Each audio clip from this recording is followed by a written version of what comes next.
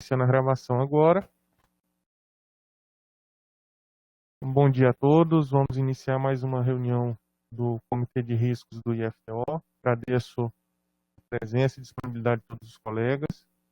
Como tradicionalmente nas nossas reuniões, nossa dinâmica vai ser passar a palavra aos colegas da área técnica, na sequência aos gestores das unidades, logo depois aos demais membros do comitê que desejem fazer uso da palavra. E aí a gente passa para o nosso ponto de deliberação de hoje, que tem na pauta aí a prorrogação das atividades remotas, né, do âmbito administrativo. Antes de repassar aos colegas, faço menção, não sei se todos viram, essa semana foi publicado um decreto aqui na cidade de Palmas, onde a prefeitura autoriza o retorno das atividades escolares em universidades e escolas profissionais, né?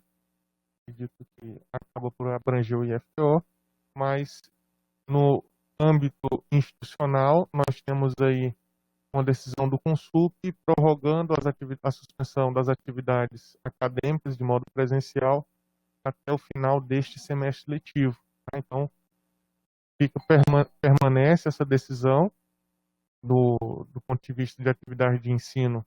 Não se discute a retomada das atividades presenciais nesse semestre. A gente segue com a alternativa do ensino híbrido para aquelas situações que foram identificadas a necessidade, tá? Desde que cada unidade tenha condição de garantir as medidas de segurança previstas nos protocolos já disponibilizados pela instituição, e regra geral o ensino remoto. Tá? O nosso ponto de reflexão ele segue direcionado a respeito das atividades administrativas, uma vez que estas, aí a gente precisa estar analisando o cenário, entendendo se cabe ou não a prorrogação das atividades presenciais. Então esse é o foco principal de discussão no comitê hoje, além, obviamente, dos demais pontos de vista que os colegas vão estar trazendo. Então, iniciando a nossa rodada de falas dos membros do comitê, vou chamar o professor Ebert para trazer o seu ponto de vista, e logo na sequência Milene e Luiz Adriano. Ebert, pode ficar à vontade.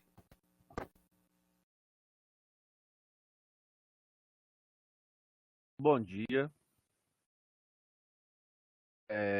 Eu gostaria de fazer a apresentação de novo dos números e dos gráficos para a gente poder auxiliar no processo de... Já está habilitado aí, Ebert. Já está habilitado? Está ótimo.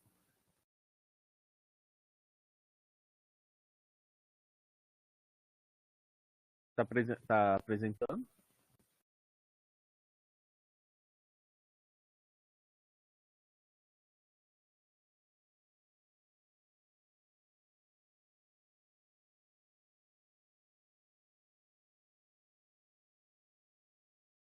Saiu a apresentação minha aí? Ou só está aparecendo meu rosto? Ainda não. Ainda não?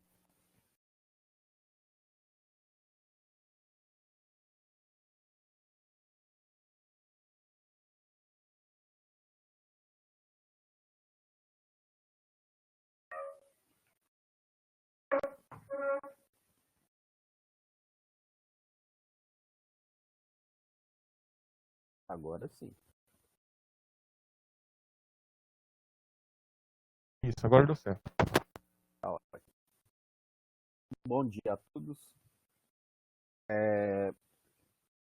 Um pouco dos dados no último mês, a gente poder interpretar a situação da pandemia que se encontra hoje no Tocantins. Em relação ao Brasil, nós temos já quase 5 milhões e meio de casos. A incidência aumentou em torno de 325,8 casos por 100 mil habitantes, né? Antes tinha aumentado cerca de 800, né? Então deu uma diminuída. O número de óbitos aumentou também para quase 160 mil, né? 16 mil óbitos nos últimos 30 dias. A letalidade continua com 2,9%, continua morrendo a mesma porção de pessoas que ficam doentes. A mortalidade, logicamente, o aumento do número de óbitos, fez com que ela subisse cerca de 18,37 óbitos para cada 100 mil habitantes. Tocantins continua no mesmo posicionamento em relação aos estados, é o 17º, em relação ao número total de casos, sendo que dos estados do norte do país, daqueles que são considerados de menor população, é o que tem maior número de casos, né? E com uma taxa bastante elevada de 4.706 casos para cada 100 mil habitantes, né? É o número de óbitos menor de toda a região. Isso é bastante significativo, é um dos menores do país. Falar da incidência, letalidade. O interessante aqui é falar que um número quase 11.300 quase 11.400 casos ativos no Tocantins ainda, né? Dos 7.837 casos que nós tivemos durante a pandemia. Em relação aos casos acumulados, no último mês, nós estávamos com 67.479 casos. Hoje estamos com 74.837 casos, que deu um aumento de 358 casos. Né? Deu uma diminuída em relação ao mês anterior, está em torno de 15 mil, isso diminuiu pela metade a quantidade de casos dentro de um mês. Mesmo assim, ainda continua grande, apesar que nós temos aí um dado bastante significativo, que o número de casos por dia vem diminuindo significativamente com o passar do tempo. Entretanto, ainda continua um número elevado se a gente comparar a população toda do estado, né? Já tivemos pior, muito pior, lá por torno do dia 16, né? Do mês 8, que foi quando nós tivemos o pico dessa pandemia dentro do estado de Tocantins nessa primeira onda, né? É uma coisa bastante significativa de pensar que poderá nós termos uma nova onda em um curto prazo de tempo. Nós estamos vendo que os números estão diminuindo, mas existe uma certa tendência deles não diminuírem tanto quanto no início da pandemia. Isso está começando a arrastar o gráfico um pouco mais para a direita. A faixa etária, né, é muito interessante de observar que a maioria dos casos são aqueles que são trabalhadores, né? E eles vêm aumentando proporcionalmente, mas nós podemos citar que no último mês nós tivemos um aumento bastante grande, principalmente para as pessoas com idade entre 0 e 20 anos. Isso quer dizer que provavelmente as pessoas estão se acomodando e estão acabando de deixar um pouquinho de fazer seu distanciamento social. E aí nós temos uma faixa etária que é muito importante, que são as dos alunos, né? São das crianças que estão indo brincar um pouco mais e estão aumentando o número de casos nesse grupo. É pequeno ainda, mas é muito maior do que nos outros meses, tá? E como também naqueles que são com idade superior a 60 anos de idade. Já nessa faixa etária onde o maior número de casos, por estar movimentando a área de ser pessoas que estão em trabalho, né? O número de casos vem diminuindo em relação proporcionalmente aos outros anteriores.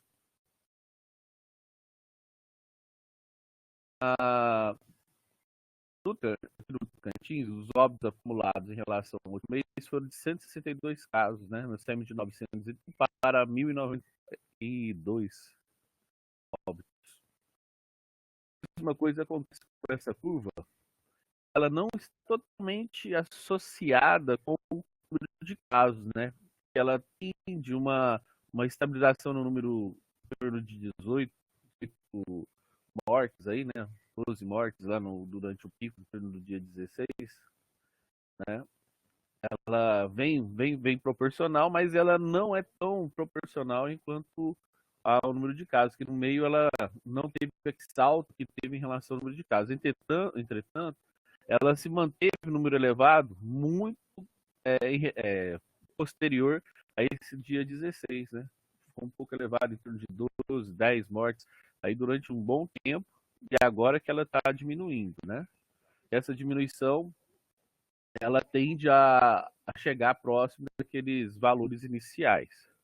Vamos ver como é que vai ser o andamento desses próximos passos, visto que a região norte, hoje, ela se encontra num processo de aumento de número de casos, tirando o Tocantins, o estado do Pará, Maranhão, estado do Pará, Amazonas, né, principalmente.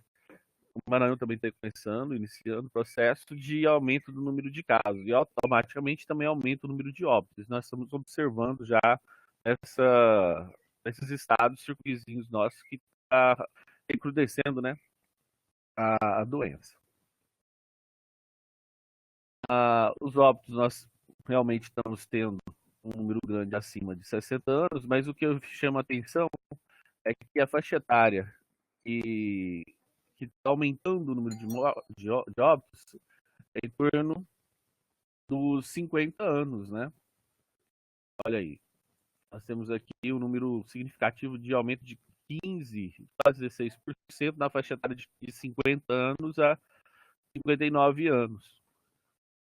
E também na faixa etária de 60, né? Então a gente tem aí que ficar atento, né? Porque a doença está fazendo um número de vítimas numa faixa etária que não era tão comum, né? Ela tinha um certo número de óbitos, mas não era tão frequente quanto está acontecendo agora. Está tendo um aumento bastante significativo, né?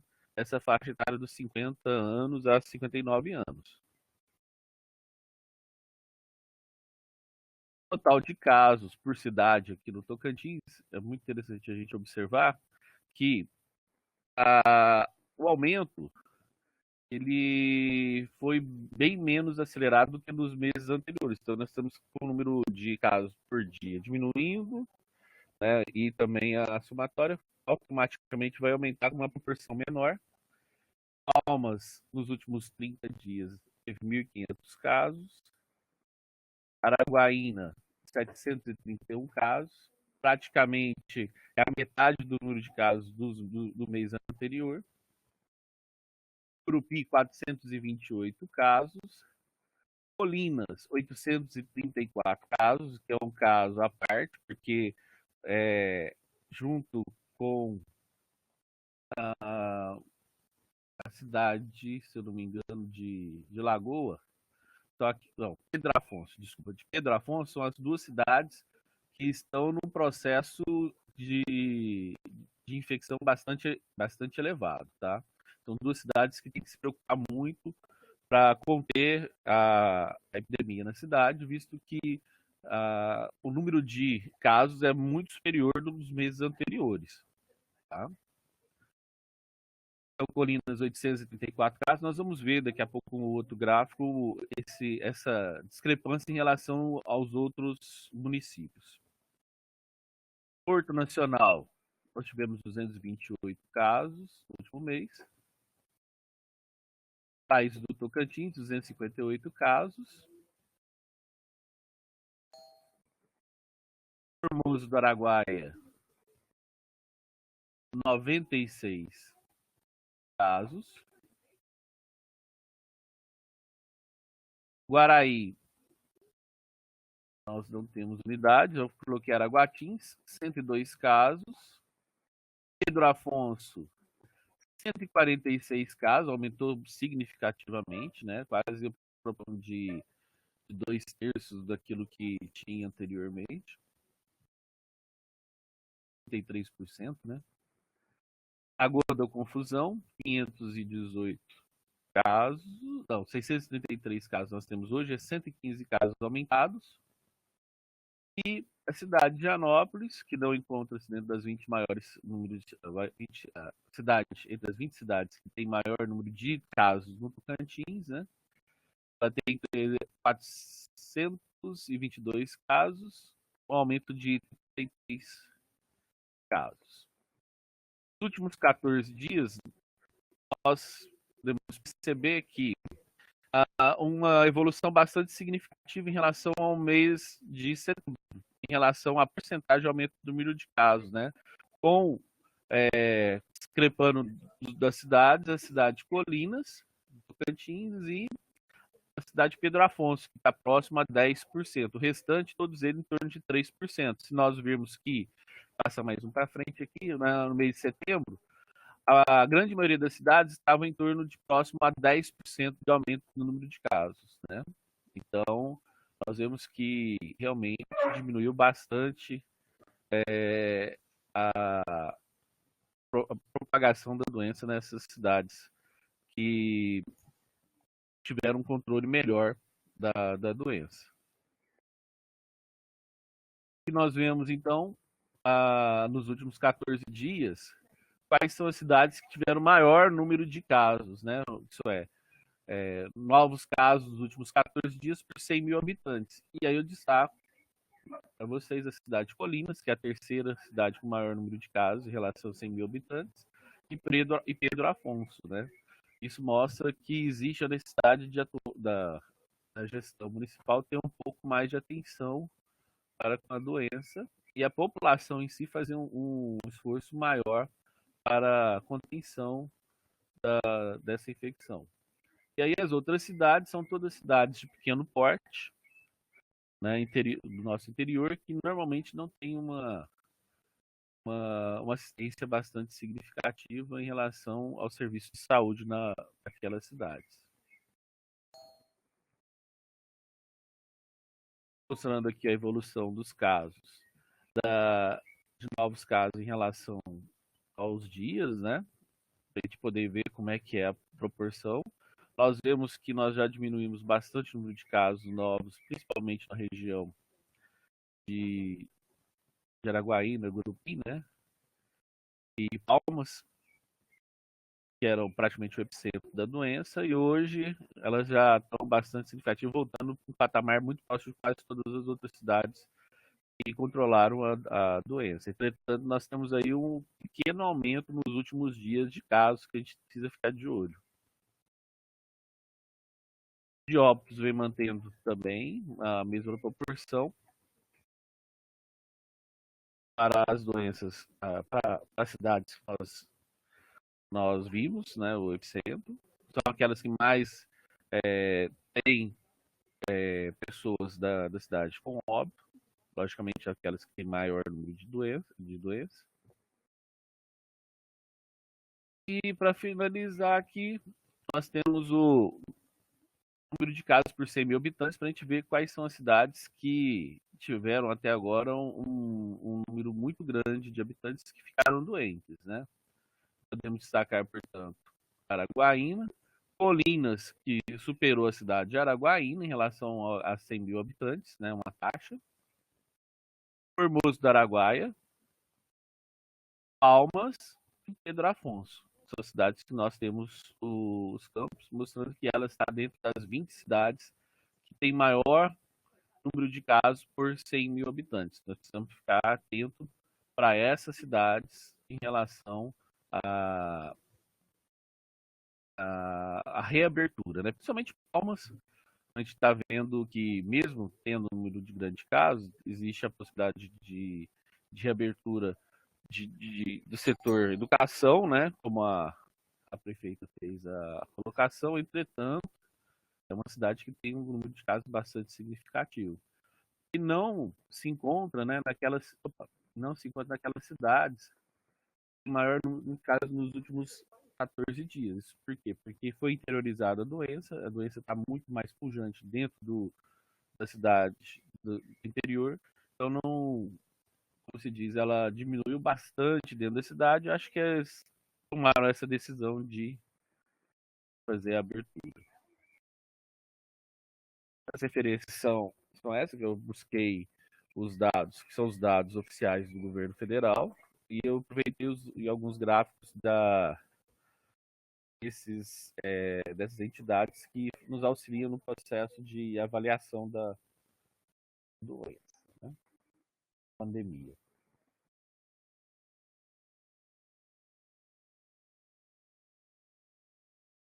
Então, a minha colocação é que vimos que o Tocantins está em uma situação confortável da pandemia em relação àquilo que foi passado há 2, 3 meses atrás. Entretanto, ainda é muito significativo o número de doentes no Tocantins, né? Quase 12 mil ainda estão infectados com a doença, dos 74 mil oficialmente ficaram doentes. Além disso, a doença foi priorizada, né, bastante pujante dentro das pequenas cidades onde o IFO tem em seus campos. Temos algumas delas que estão ainda com um número bastante significativo, como Doutor Afonso e Colinas, né? E esperamos, né, como se diz, que a gente consiga controlar a doença e não tenhamos a segunda onda, coisa que eu acho muito difícil, visto que existiu uma flutuação, né, do número de casos, pessoas lá na Europa. A gente teve aqui no Brasil um número de casos bastante grande agora na época de inverno, no meio do ano, que foi o maior número de casos que nós tivemos. A tendência é que nós passamos aí uns 2, 3 meses com um número de casos menor, mas ainda com um número elevado, porque a população continua ainda em distanciamento social não muito significativo, né, não muito grande, fazendo com que a doença permaneça num estágio elevado em relação aos outros países. Quando a gente compara os gráficos dos outros países com o Brasil, nós ficamos muito estarrecidos, né? Quando a gente olha o número de óbitos, o número de casos por dia, que tiveram os outros países, principalmente os países da região da Europa, né? Provavelmente nós temos uma nova onda a partir de janeiro do ano que vem ou fevereiro do ano que vem. E aí nós vamos ver como vai ser o andamento, se essa onda já não começou a se instalar com a região norte, né? Visto que em Manaus, já Belém, já temos um número bastante grande de pessoas que estão nesse momento doentes, né? A situação da saúde dos municípios em relação à infraestrutura hospitalar já começou a ficar saturada, né? E eles estão tendo que retornar com a infraestrutura anterior que eles tinham em relação à Covid. Alguns hospitais já abriram alas específicas para Covid, coisas que já tinham sido paralisadas essas ações há 2 meses atrás. Então, provavelmente nós temos aí algumas situações assim. E cada situação, e cada estado, e cada região dos estados vão ser analisados pontualmente, porque elas, pelo que a gente viu, que o Brasil, como ser um país muito grande, características bastante distintas das regiões, a epidemia se comporta um pouquinho diferente em cada cidade, né? Então, o que me preocupa nesse instante, em relação ao decreto da prefeita, é que a pandemia não está controlada e está abrindo. Isso porque tivemos um refresco, né, vamos dizer assim, da doença na cidade. Mas, mesmo assim, é preocupante. Tem que ter um aporte bastante significativo em relação às medidas de higiene, as medidas de isolamento social e também as medidas de contingenciamento, né, dessas empresas que estão retornando às atividades em relação à área de ensino. Acho que esse é o meu posicionamento para hoje em relação à Covid desses últimos 30 dias. Lembrando que provavelmente a vacina só venha mesmo a partir do ano que vem, né? E a gente falar assim, num data específica, que eu não tenho a mínima noção, porque aqui no Brasil, principalmente, já que nós temos a necessidade ainda de um número grande de pessoas a serem testadas, né? Por cada uma das vacinas que estão aqui no Brasil. Tem que observar que, por exemplo, as que têm menor número de pessoas que vão entrar em fase de teste, né, como a de Oxford, ela necessita ainda de 1.000 pessoas para poder fazer parte desses testes. E o recrutamento não está sendo fácil, pelo que o pessoal está comentando.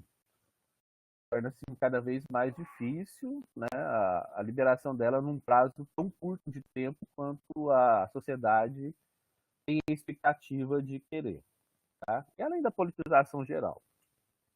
O pensamento final é esse. Muito obrigado e tenha um bom dia a todos. Obrigado, Herbert, pela análise. Passo Milene, à vontade. Bom dia a todos. Oi? Deu microfonia.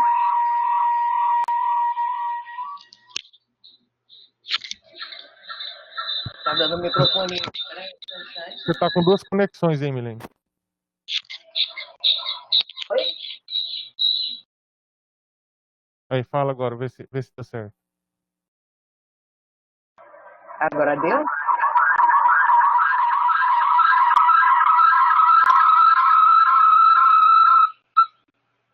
Aí, veja novamente.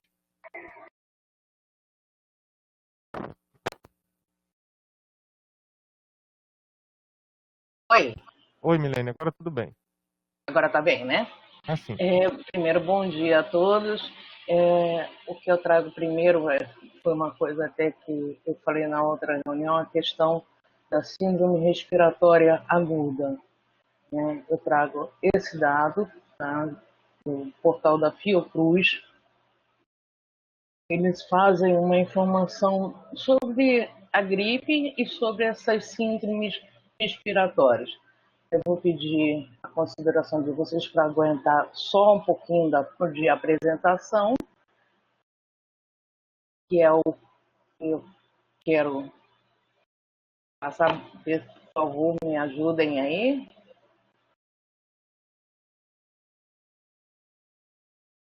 Habilitado, Milene. Habilitado? Ok. Já está aparecendo aí? Ainda não. Apareceu um quarto ícone na sua tela embaixo e bem ao centro. Só apertar nele. Ok.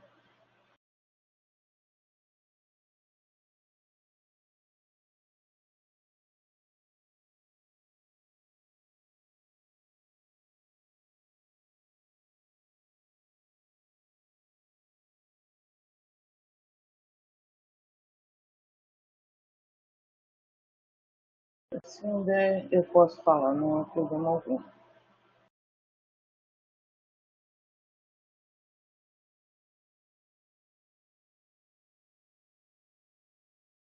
Aqui, oi? Tá todo mundo vendo? Deu, né? Ah, sim, Milene. Aqui, no caso, é um resumo, tá? Do boletim Infogripe da semana epidemiológica, seja do 9 a 12/9. Tá? Análise com base nos dados inseridos de gripe da Fiocruz.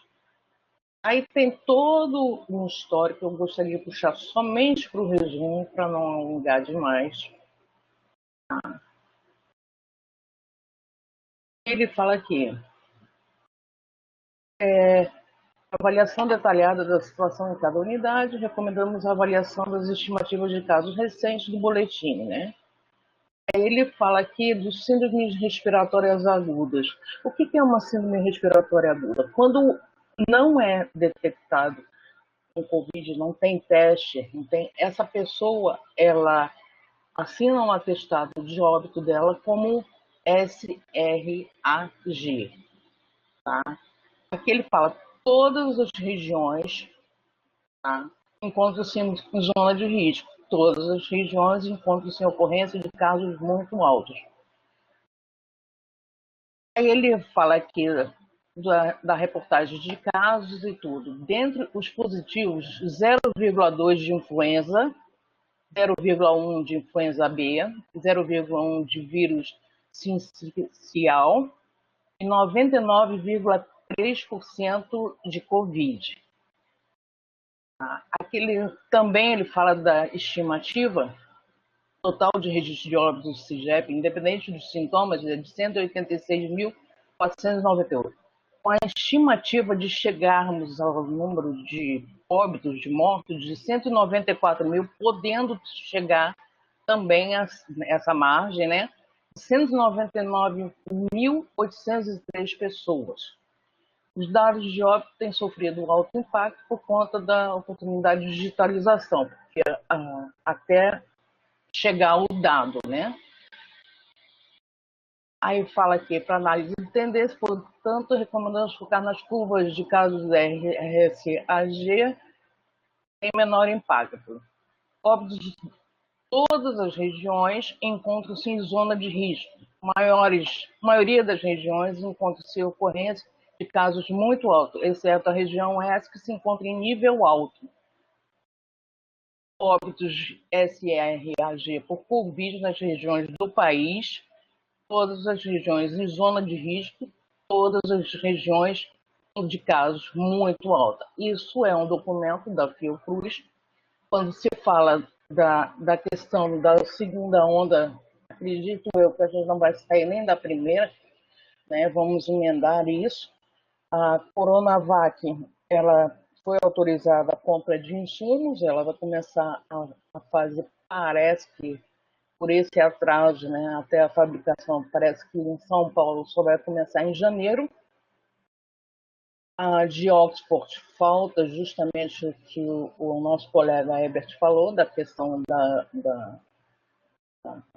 pesquisa, né, de 1.000 participantes, porque agora eles estão procurando, até eu vi o dado, de pessoas acima de 50 anos para fazer o teste com essas pessoas e não estão encontrando, né?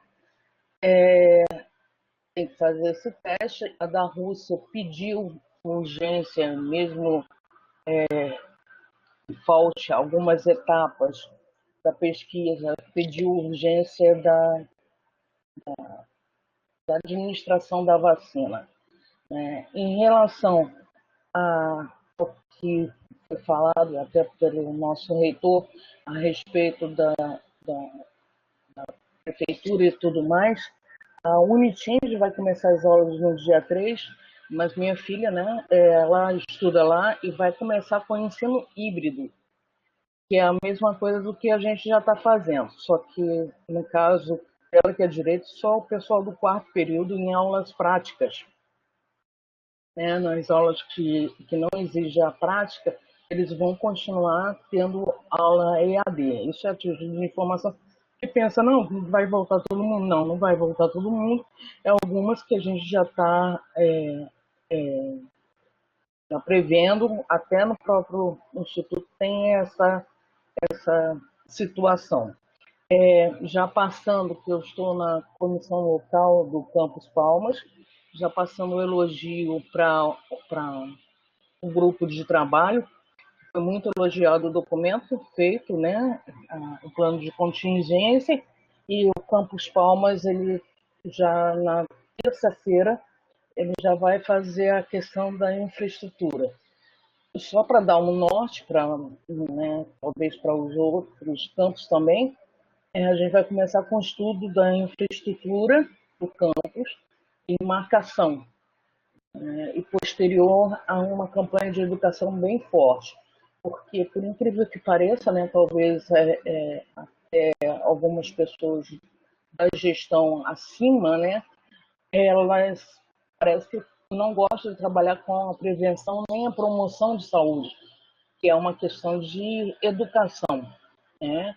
Quando falam que é melhor cuidar da doença, né, é uma coisa meio terrível, porque não se sabe que as pessoas não têm condição financeira de bancar um tratamento, né? Houve aquela situação da questão do estudo, né, para as unidades de saúde, por sorte que o decreto voltou atrás, ou seja, não está mais válido pelo nosso presidente Bolsonaro, que já correria um risco muito sério, né, toda essa logística de saúde já é deficitária. Lembro que em Palmas, o hospital que lida com a Covid é justamente o hospital que lida também com paciente oncológico, ou seja, não existe uma estrutura que foi feita com esse destino. É assustador o que está acontecendo na Europa, porque o vírus agora não está mais vindo, talvez com tantas mortes, a gente vai saber disso mais ou menos em 30, 40 dias, mas um número de casos maior, né? Pegando mais gente, parece que ele se fortaleceu. Tem a situação justamente até de desenvolver a doença, até de ficar internado e tudo, para ver a gente ver a questão dos óbitos. Às vezes a gente olha assim, não, só os óbitos importam. Não, a partir do momento que as pessoas pegam a Covid, elas também têm aquela série de situações que eu passo no grupo, a questão das sequelas, né? E isso a gente não está avaliando no âmbito, talvez, das políticas, né, de governo e nem do município, quais são essas sequelas que pode advir com nossos alunos e servidores. É preocupante, o quadro ainda não está para situação de liberação ou não, né, tanto dos alunos como dos servidores. Né, a gente teve a situação de vários servidores contaminados, né? E a gente pede para que ainda façam uso de máscara, não é só máscara e não é só álcool gel. Evitem o máximo possível de aglomeração.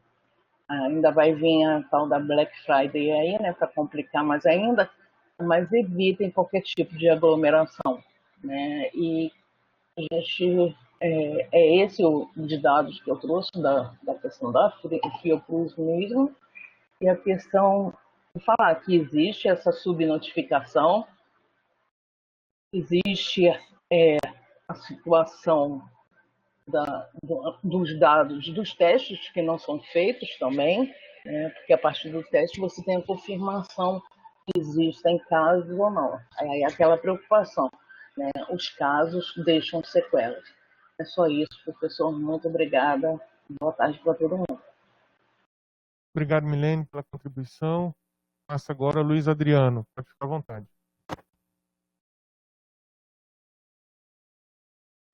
Bom dia a todos. Só um feedback. Estão conseguindo me ouvir?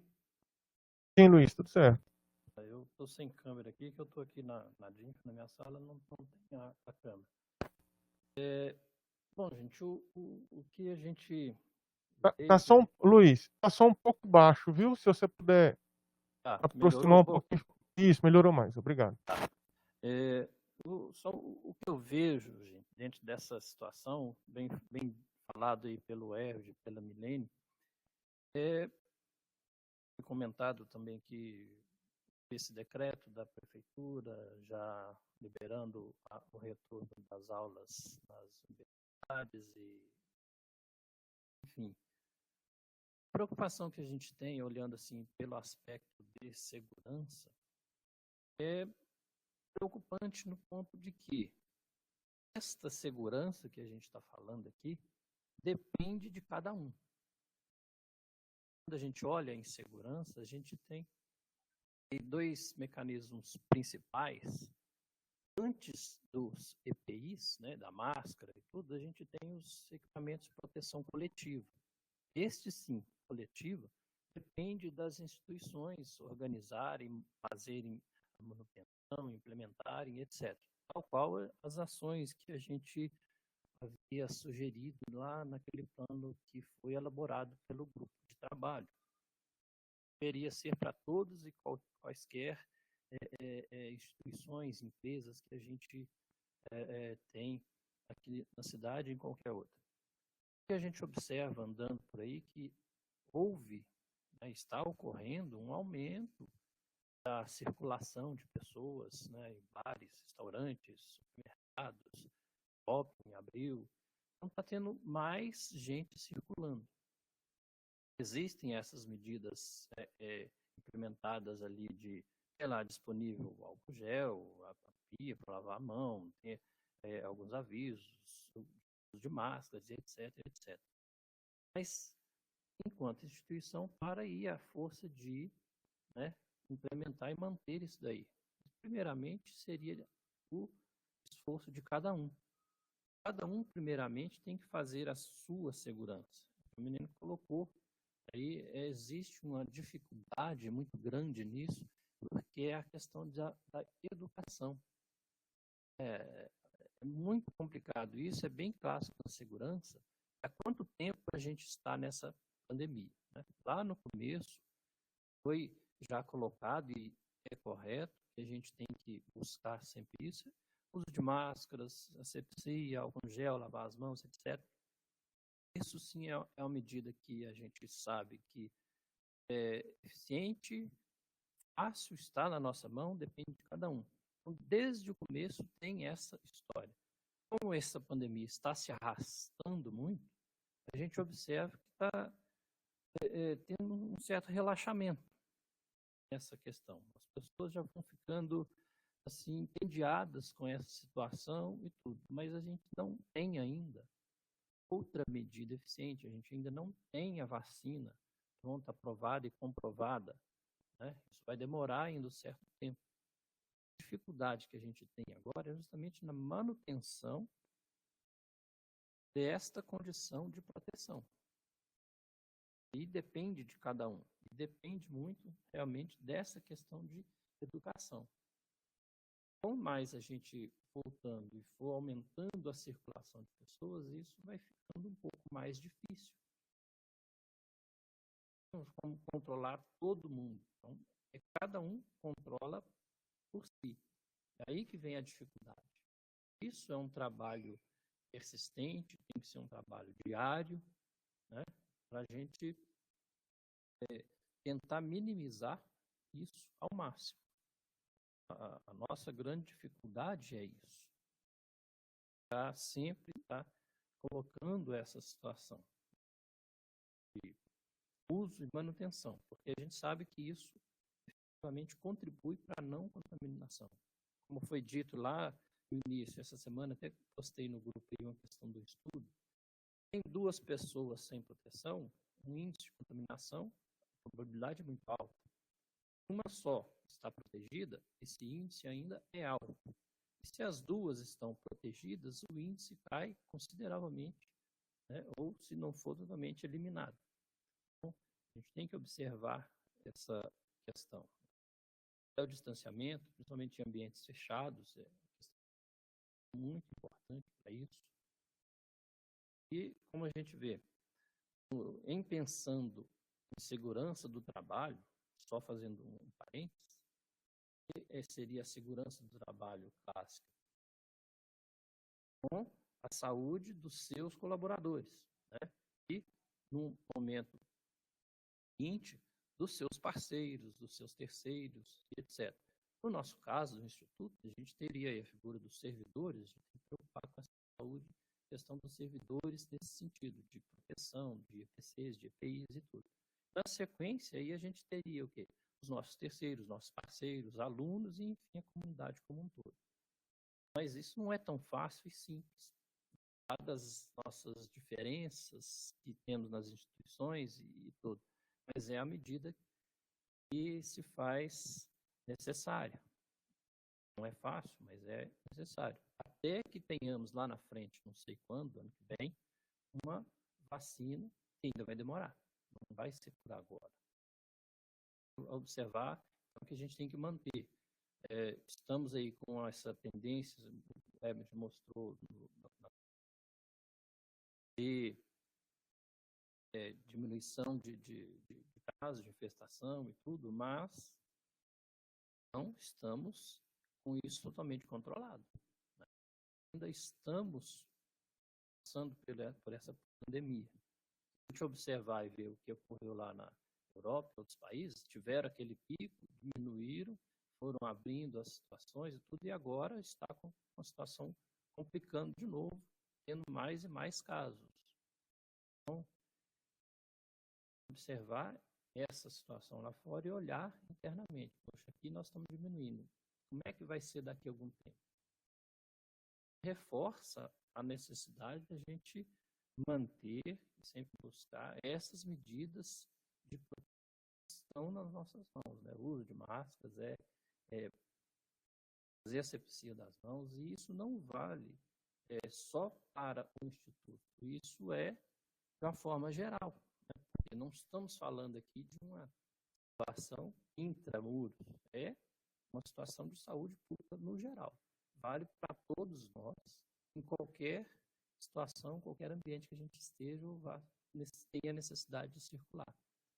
Não pode relaxar nessa proteção. Tem característico e clássico da situação da necessidade de manutenção disso, dessas forças e desta observação enquanto medidas de segurança. É fundamental que a gente tenha isso, que a gente olhe, faça o uso de máscaras, faça o uso do álcool em gel, que for, de lavar as mãos com sabão. São medidas simples, mas na segurança a gente vê e tem isso desde sempre. Essas medidas simples são fundamentais. Então, reforço com todos os colegas dentro dos campos diversos, fomentando essa ideia. Aqui, como o professor Antônio disse, a gente tem a situação do Consup, que as atividades ficariam ainda como até o final desse semestre, mas a gente tem que manter e reforçar essa condição de proteção, máscaras e tudo. Mas e depois vem o próximo semestre, como é que vai ficar? A gente certamente deve ter outras reuniões para discutir isso, mas a proteção não deve mudar. A gente não pode baixar a guarda, né? Deixar e ficar esse maior relaxamento nessas proteções. É uma tendência, a gente vai acostumando com esse cenário, vai relaxando as medidas de proteção. É justamente o que não pode ocorrer na questão de segurança. Isso é diretamente visível. A gente vai relaxando, vai acostumando com o cenário, acostumando e automaticamente vai relaxando nas medidas de proteção. E não podemos deixar isso ser sempre observado e manter na nossa mão. Ainda não está na nossa mão. Na nossa mão realmente é fazer essas medidas protetivas. É o que eu vejo, eu queria reforçar e tudo, e a gente aproveitar esse tempo, esse período, para justamente buscar tudo na implementação daquelas medidas de proteção coletiva nas instituições, nos nossos ações, né, dentro do possível, para facilitar mais ainda um futuro presencial no futuro aí. Esse tempo e tentar trabalhar para efetivar melhor essas. É isso que eu queria reforçar com o grupo, da necessidade dessa manutenção do esforço individual e coletivo. Obrigado, gente.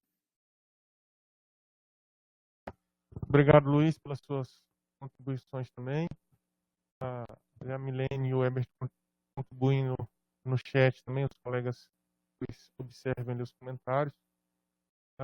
Dando agora sequência, eu vou passar a palavra ao gestor das unidades, começando ali pelo professor Josafá. Professor Josafá, fica à vontade.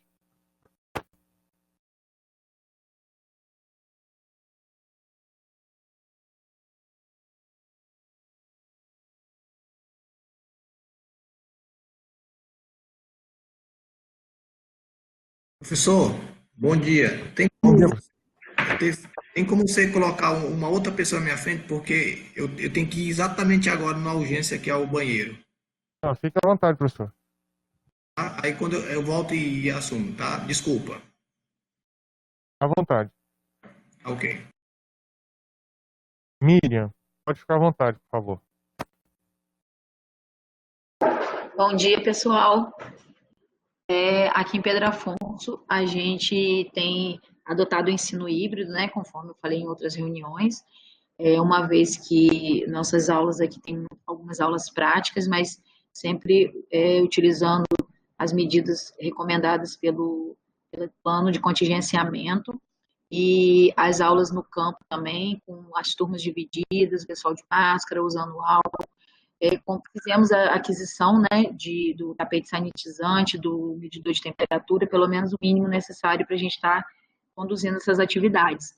E sempre os alunos não têm a obrigatoriedade de vir, principalmente daqueles que são de risco, os que apresentam algum sintoma, né, mesmo de gripe, e nem os professores também. É só na medida mesmo da extrema necessidade das disciplinas. Na cidade, de forma geral, as pessoas a gente tem percebido uma movimentação cada vez mais crescente nas ruas, né? Inclusive aqui em Pedro Afonso foi até autorizado alguns shows ao vivo, né? Limite de pessoas, mas são coisas que a gente fica assim até apavorado de ver. Mas são situações que a gente tem visto que as pessoas não estão, vamos dizer assim, dando a devida importância, né? Que a doença é uma situação muito grave e o pessoal parece que está levando na brincadeira. Assim, muitos estudantes nossos, a gente tem visto relatos, é uma coisa que nos preocupa muito, é que muitos alunos, por não estar tendo a aula presencial, eles estão arrumando empregos, né? A gente não sabe a situação financeira de cada um, mesmo a gente mantendo os auxílios emergenciais, principalmente no período de férias, né? Mesmo assim, a gente percebeu um aumento crescente de estudantes apresentando essas informações. A gente tem feito até algumas anotações com relação a isso, para a gente fazer um levantamento, porque eu acho que na ideia de alguns estudantes, é como se eles estivessem com tempo livre, né? Então, é uma coisa que tem nos preocupado. Eu estou vendo aí que a Milene está colocando a questão de medir a temperatura na testa, não no pulso nem na mão. A gente tem adotado essa prática, sim, e tá, graças a Deus, indo correndo tudo bem, tá? É isso. Obrigado, Miriam. Elisandra, está representando o professor Wendel, Campos Palmas, pode ficar à vontade. Bom dia a todos. Lá no Campus Palmas, nós temos adotado todas as medidas, né, para que os servidores, os que realmente precisam estar lá no campus, possam trabalhar com segurança, alternando também a questão dos horários, né, principalmente o pessoal da área de informática.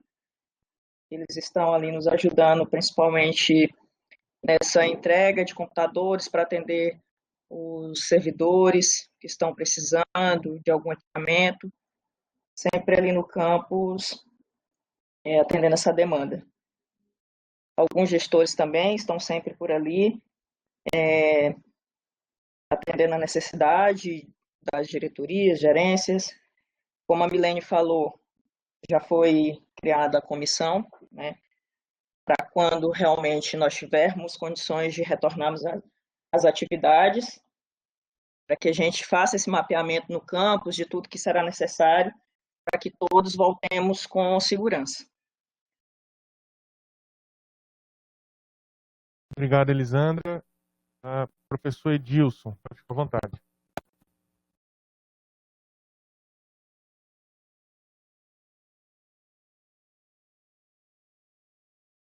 Estão me ouvindo? Edilson, tudo certo. Bom, professor, aqui, como todos relataram, na apresentação do nosso colega Herbert lá, o Porto Nacional estava como se fosse tudo normal, não tivesse pandemia nenhuma, né? Tudo funcionava normalmente, e a política a gente vê caminhadas, carreatas cada vez maiores em trem, assim, que a gente está vivendo. E as atividades no campus, muitos servidores estão retornando à área administrativa, pois preferem executar as atividades no campus, que em casa às vezes não conseguem, devido à família, várias coisas que nós já conhecemos, né?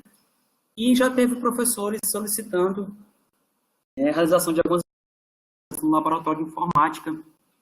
Ele estava com dificuldade de algumas disciplinas serem muito técnicas, e precisarem de um laboratório. Ele falou, tem a questão da segurança, né? A gente pede respeito, distanciamento, tudo, a gente vai tentar dar todo o suporte necessário.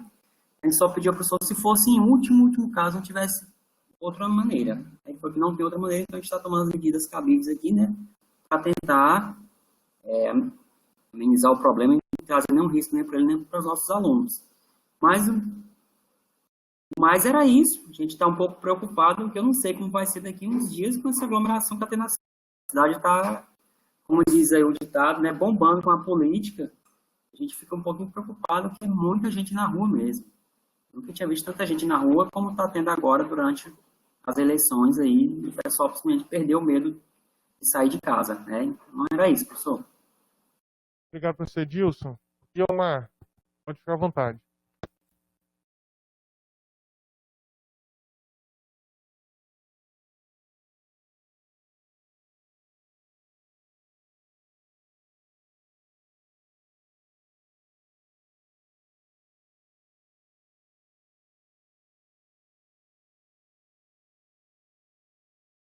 Acredito que o Guilmar deve estar com problema na conexão. Professor Flávio Elisiário, fica à vontade. Bom dia a todos. O áudio aí, o retorno tá bom, professor? Certo, Flávio. Obrigado. Aqui em Paraíso, falar primeiramente da nossa cidade, né, aqui do entorno, realmente está praticamente a vida normal, né? Então, já não se tem, assim, a questão de máscara mesmo, né, a questão do uso obrigatório já está bem precarizado nesse sentido. O pessoal já está perdendo um pouco, assim, tá quase que retornando ao normal mesmo, né? Aqui no nosso campus, a gente também tem tomado as medidas, temos funcionado aqui no gabinete para receber as demandas que aparecem, feito aí a escala, né, com os servidores, e assim, tem funcionado bem. Também a questão do ensino híbrido, aparece uma demanda ou outra também, a gente tem seguido todas as recomendações, e em último caso, quando não tem jeito mesmo, né, que há necessidade daquela prática, e a gente acaba se organizando aqui internamente, dando todo o suporte para que aquela atividade aconteça dentro de todos os critérios de segurança aí que foi elaborado pelos profissionais da área. A perspectiva, assim, a gente vê aí que já tem a rede municipal, estadual, já desenhando alguma situação assim de retorno, né? Mas, como foi falado também no IFTO aqui, a gente tem seguido a decisão do nosso Conselho Superior, que foi bastante sábia no sentido de tentar realmente garantir aí a segurança máxima a toda a comunidade acadêmica. Como eu já tornei isso público também, eu passei agora recentemente, infelizmente, ou felizmente, né, que a gente sabe que Deus tem um propósito e está no controle de todas as coisas, fui diagnosticado com a questão da Covid. Eu vou assim, ser muito até sincero com vocês, que até então eu acho que a gente não tem a noção de realmente como que é, né? Porque assim, a gente ouve falar e tal, tem todo um imaginário ali que acaba sendo criado, né? Mas eu pensava assim na minha cabeça, né? Eu pensava, não, eu vou passar 10 dias, 14 dias, e depois eu vou estar tranquilo, né? Eu pensava que era como fosse uma gripe, assim, né? Um negócio assim e tal. Sei lá, a gente imagina muitas coisas. Aí agora, o que acontece? Já ganhei alta, graças a Deus, só que é um cansaço, né? Que não sai do corpo. Um negócio que é terrível. Aí é uma tosse também que geralmente acaba... É normal, né? Tem que acontecer mesmo. Mas o que mais está me impressionando, assim, é a questão do cansaço, né? Eu acordo bem, aí durante o dia, eu vou cansando, e chega à tarde me dá vontade, assim, de ficar dormindo. Mas aí já até ontem também retornei ao médico novamente, fui na Unimed lá para ver essas questões e tal. Graças a Deus está tudo normal, mas me parece que tem um período aí realmente que não é assim tão curto, né? Então a gente vendo isso, e assim, eu pensava também que, como eu gosto muito de praticar atividade física, sempre gostei bastante, pensava, não, já vou terminar, já vou ir para atividade física. E hoje eu não tenho a mínima segurança de fazer uma atividade física, porque eu sei que eu estou cansando muito rapidamente, né? Então, prefiro, e é o certo, né, a gente descansar, ficar o máximo possível quieto, para não sofrer consequências maiores lá na frente. Então, assim, só dando um testemunho mesmo, que eu acho que vale a pena, esse sentido do cuidado que merece mesmo, né? Assim, eu sempre pratiquei muitas atividades físicas, mas isso não é garantia de nada. E a gente vê, ninguém sabe a situação aí do organismo, então, realmente, a gente tem que ter um cuidado muito grande, porque eu nem sei o que pode ser desencadeado, agora eu vou ter que fazer vários exames, ficar acompanhando isso, para ver se não vai afetar uma área ou outra. Já vi que afetou algumas áreas no meu corpo, né? Principalmente questão do estômago e tal. Mas era para deixar isso aí, deixar assim um testemunho mesmo, né? Assim, sendo muito franco, muito claro, assim, para a gente poder ter esses máximos cuidados mesmo, porque tem uns que não desenvolvem nada, mas no meu caso eu pensava que eu não desenvolveria, acabei desenvolvendo, né? Então, é isso, professor, aí. Obrigado pela oportunidade. Obrigado, professor Flávio. Adriano, está representando o professor Jardel, Campos Lagoa da Confusão. Se tiver ok com o áudio, Adriano, pode ficar à vontade.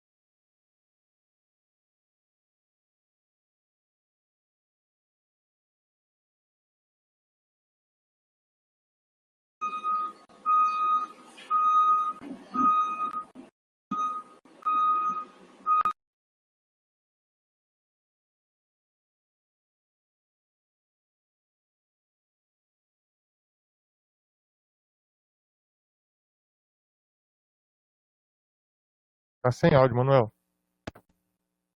É para mim já falar? O Adriano tá... Pode ficar à vontade. Ah, tá. Não, então, pessoal, bom dia a todos.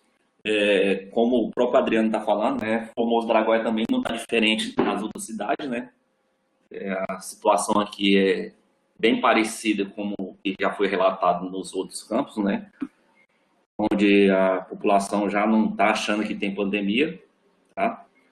Mas em termos do campus, né, como a Miriam mesmo falou, a gente providenciou alguns equipamentos, alguns materiais que era necessário para a gente tentar ver se soluciona algumas disciplinas nossas que estão ainda com as aulas práticas em débito, né? E aí a gente adotou o ensino híbrido também, mas especificamente algumas disciplinas que precisa daquela atividade prática. Para isso a gente adquiriu medidor de temperatura também, tapete sanitizante, disponibilizamos álcool em gel, todos os procedimentos que foram recomendados pelo comitê lá, naquele plano de ação, né?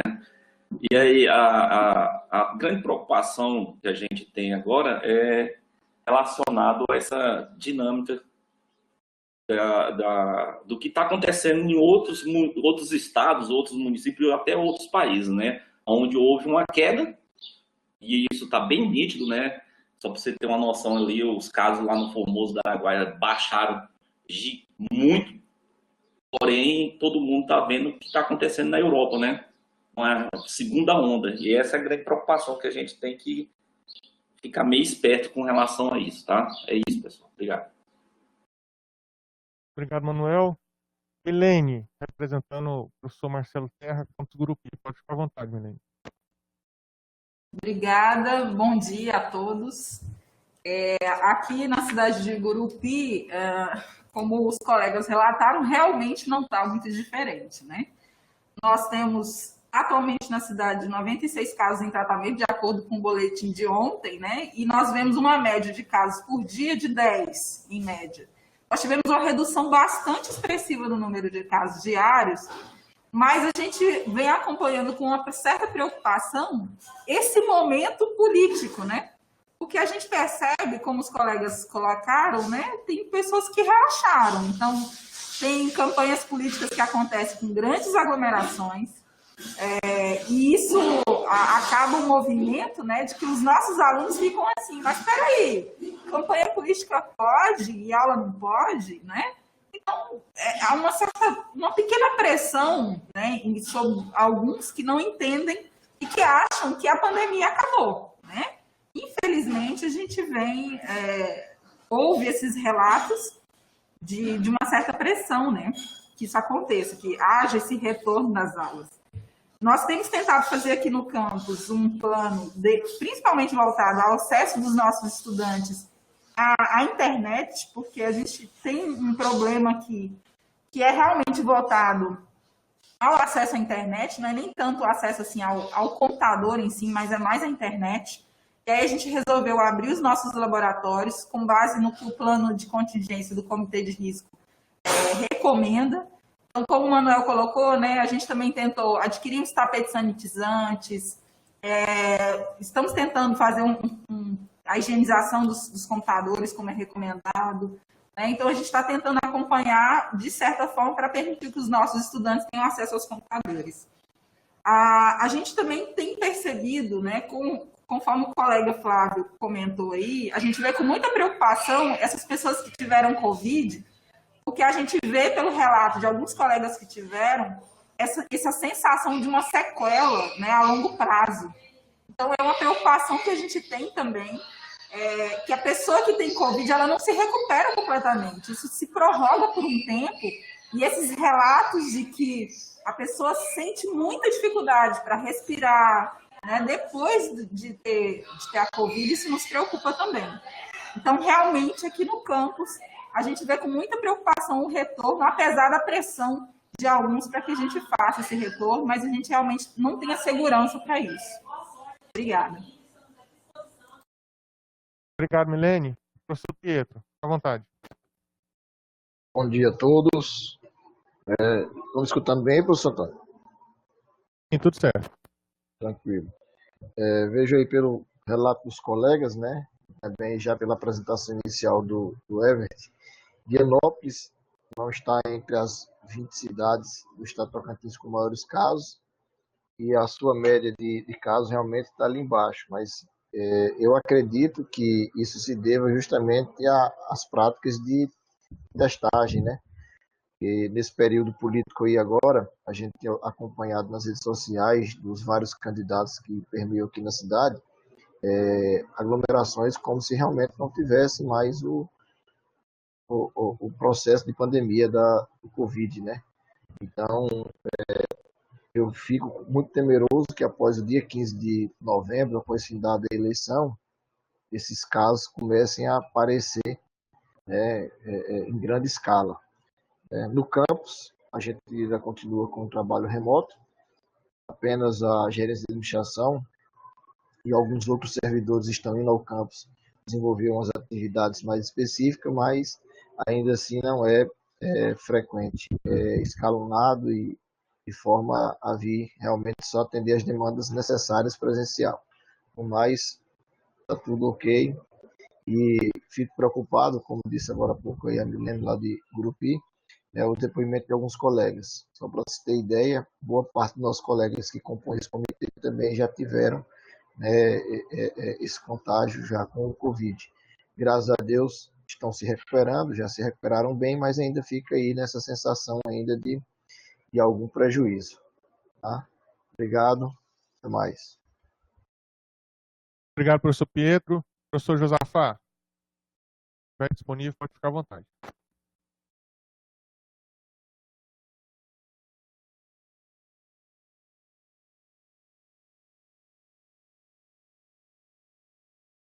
O professor Josafá parece que ainda não retornou. Dando sequência, então, acredito que aí após o relato de todos os colegas, e tenho certeza pude estar lá presencialmente em Araguatim semana passada, lá o cenário não é diferente do que os colegas relataram nas demais unidades.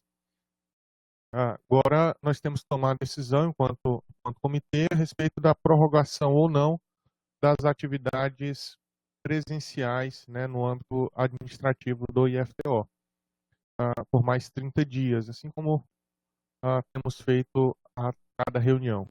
Eu vou colocar em votação, obviamente os colegas já se posicionaram, mas para que fique registrado aí a posição de todos, coloco em votação. Aqueles que forem favoráveis à prorrogação vão votar sim. Os contrários votem não. Tá? Votação aberta.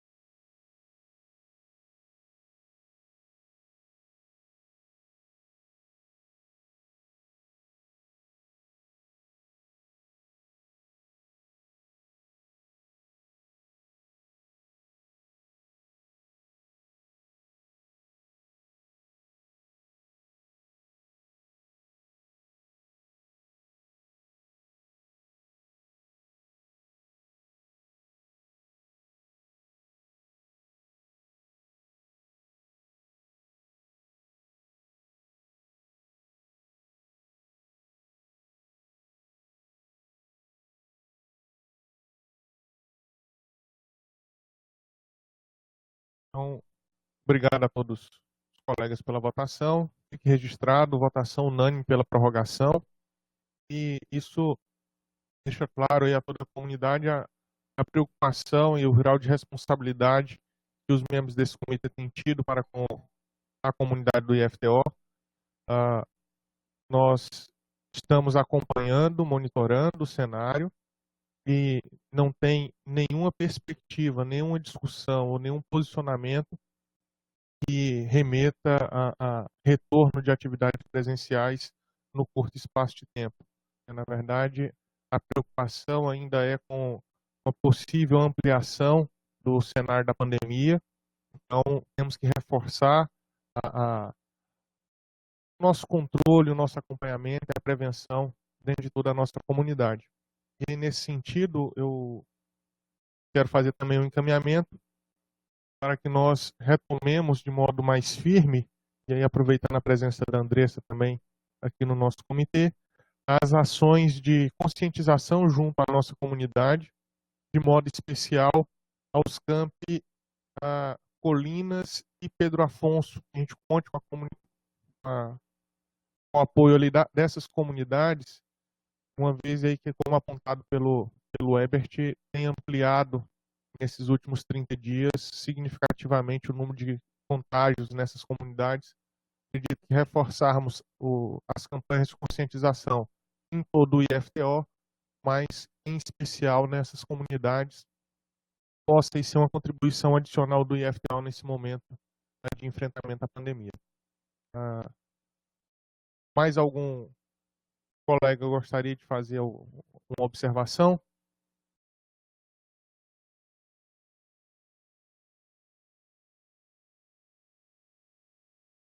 Bom, não tendo mais nenhuma manifestação, eu agradeço a presença e a contribuição de todos vocês. Tá? Vamos encerrar a reunião e, ao final do mês de novembro, a gente volta a se reunir, analisar o cenário e tomarmos os encaminhamentos e orientações para o IFTO no período subsequente. Tá? Agradeço, um ótimo dia a todos.